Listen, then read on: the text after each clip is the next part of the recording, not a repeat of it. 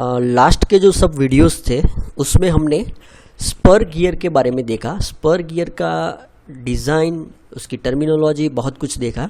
तो पूरा रिवाइज करता हूँ और हेलिकल गियर जो है उसके बारे में हम आज इंट्रोडक्शन देखेंगे। ओके, सो स्टार्ट करते हैं। तो सबसे पहले हमने स्पर गियर में जस्ट इंट्रोडक्शन देखा था और क्लासिफिकेशन ऑफ गियर हमने देखा कि कितने टाइप्स के गियर है, ठीक है, उसकी एप्लीकेशंस क्या क्या है, ठीक है, उसके एडवांटेज क्या है गियर के कंपेयर टू दूसरी जो ड्राइव है, ठीक है, जैसे कि बेल्ट ड्राइव है, चेन ड्राइव है, ठीक है। तो गियर ड्राइव और उसके एग्जाम्पल वो सब कंपेयर किए।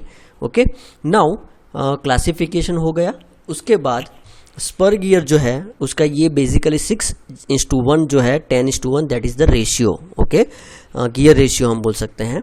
उसके बाद हेलिकल, हैरिंजबॉन्ड, ठीक है, ये सब क्लासिफिकेशन में आएगा।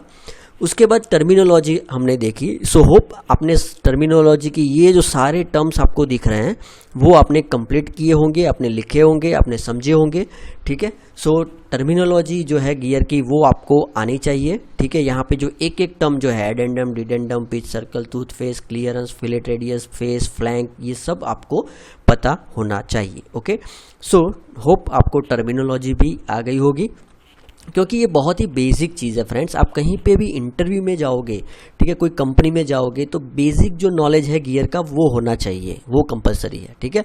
तो स्पर गियर में वो सब है बेसिक जो है, ठीक है।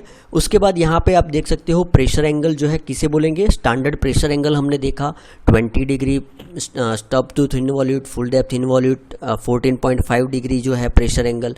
तो ये प्रेशर एंगल क्या है? It is the angle between common normal, ये आपका कॉमन नॉर्मल है और ये कॉमन टेंजेंट है, ठीक है। So it is the angle between common normal and common tangent. फिर सेंटर डिस्टेंस क्या है, ठीक है, ये गियर का सेंटर और यहाँ का सेंटर जो है उसका सेंटर डिस्टेंस, ठीक है। तो ये सब कुछ आपको पता होना चाहिए।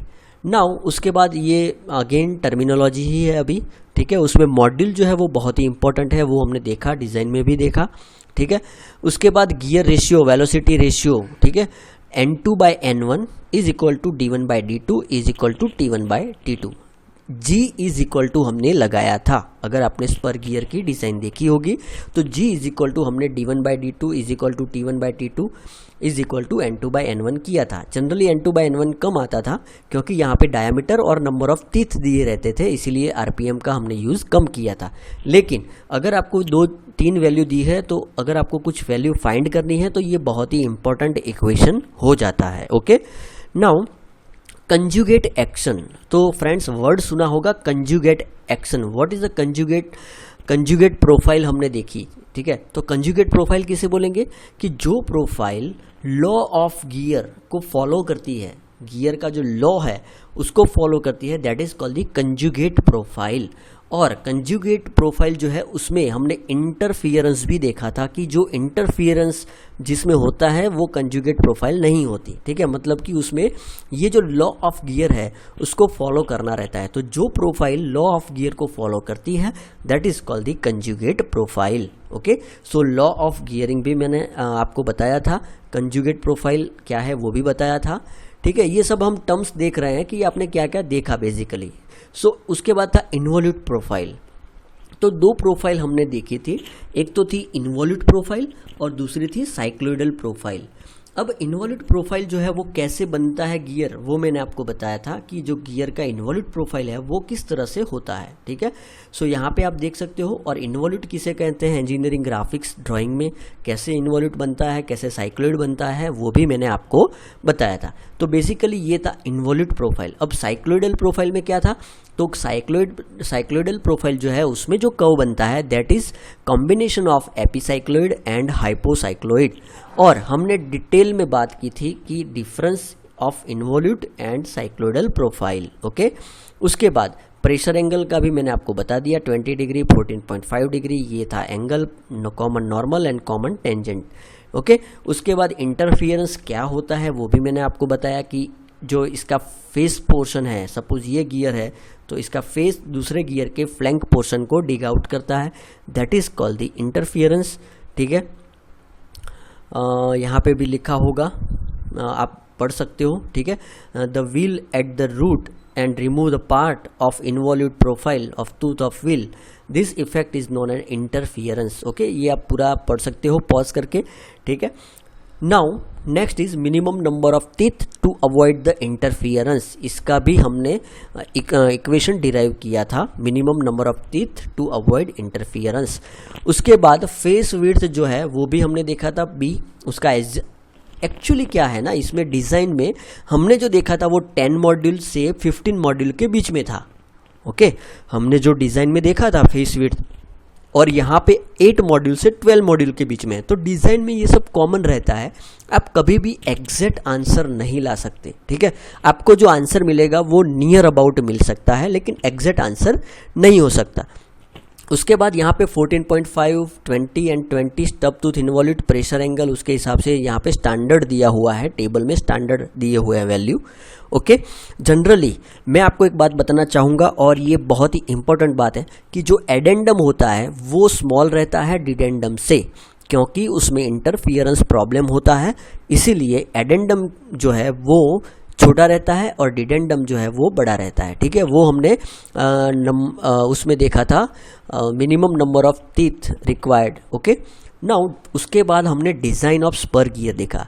तो basically design of spur gear में हमने सबसे पहले tangential force and radial force देखा था.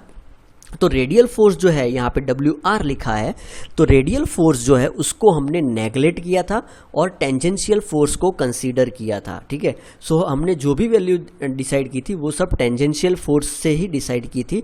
तो ये वैल्यू हमें मिली थी बीम स्ट्रेंथ का इक्वेशन सिग्मा BBMY. ओके, ये पाई m है, ठीक है, और y जो है वो स्मॉल है. तो अगर sigma BBM and pi y is equal to capital Y हमने लिया था लुईस फॉर्म फैक्टर. ओके, और ये जो वैल्यू थी स्टैंडर्ड वैल्यू, उसके बारे में लुईस फॉर्म फैक्टर के बारे में भी हमने देखा था. और उसके बाद ये सब डायनेमिक लोड भी हमने देखा था. अपने रिवाइज कर रहे हैं हम, सो आपको होप सब कुछ याद आ जाता होगा, या तो आप सब कुछ याद कर रहे होंगे.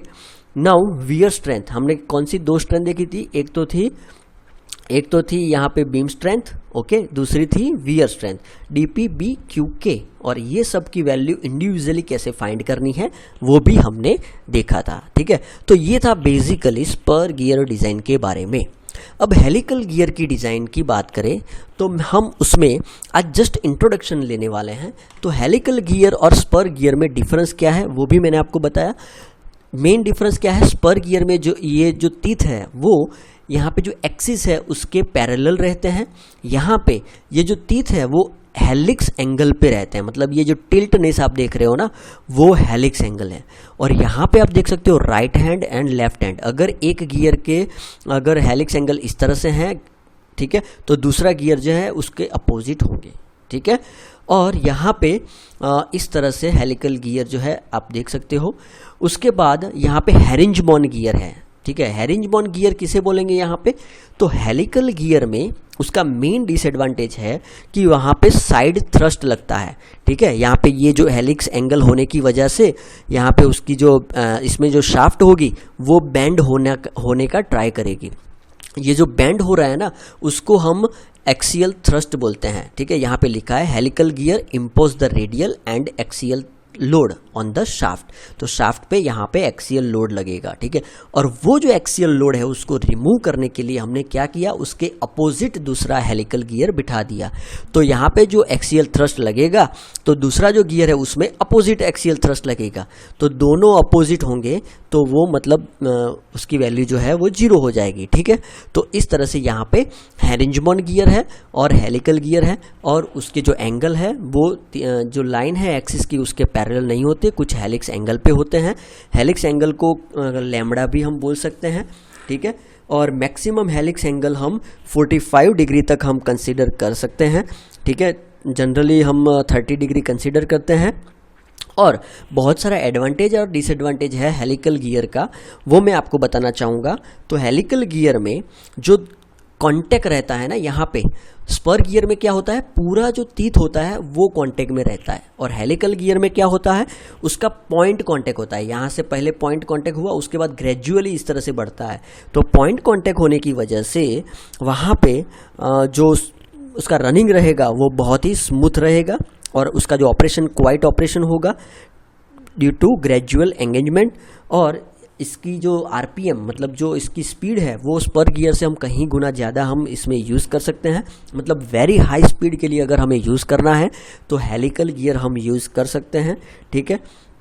और दूसरा अगर लिमिटेशन की बात करें तो हेलिकल गियर में उसमें एक्सियल थ्रस्ट लगेगा और स्पर गियर से वो कॉस्टली होगा। ऑब्वियसली यहाँ पे हेलिक्स एंगल होगा, ठीक है, तो थोड़ा बहुत कॉस्टली यहाँ पे मैन्युफैक्चरिंग इसका हो जाएगा, ठीक है। तो ये था बेसिकली जो इंट्रोडक्शन है स्पर एंड हेलिकल गियर का।